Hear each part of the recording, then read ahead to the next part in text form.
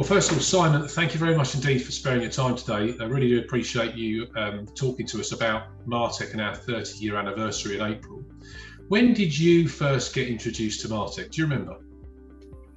Well, firstly, Craig, thanks very much indeed for giving me the opportunity to, jointly celebrate the success of Martec. So happy birthday, 30 years, a massive achievement in the UK. To answer your question, I recall back in, I think it was about 2002. And at that time, I just moved from a sales exec into a business manager role, and at Tunbridge Audi, part of what was the Lind Group at the time in Tunbridge, and we were looking, the management team at the time were looking basically to really improve our sales skills. So that was the first time, and I had the pleasure, I recall meeting, pretty sure Neil Purcell actually came down, and also the infamous Ray Harkin.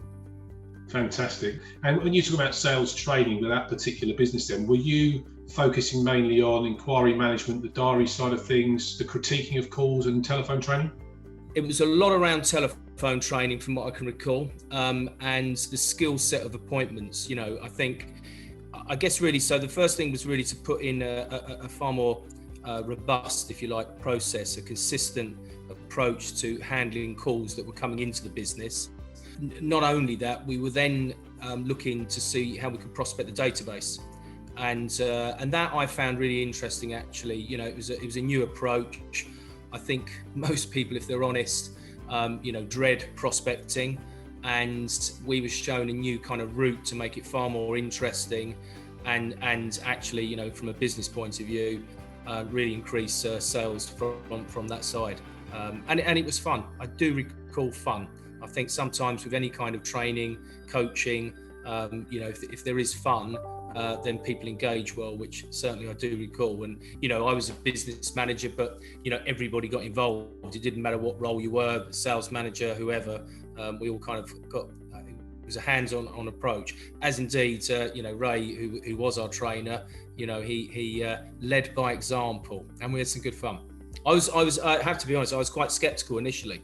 Yeah. I think, I'd been selling cars, dare I say, reasonably successfully, whatever. And I think process was something I was a little bit in fear of, structure and almost having a script, if you want.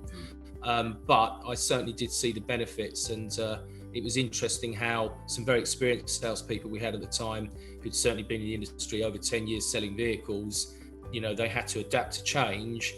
But I think once they saw the rewards, then they bought into it.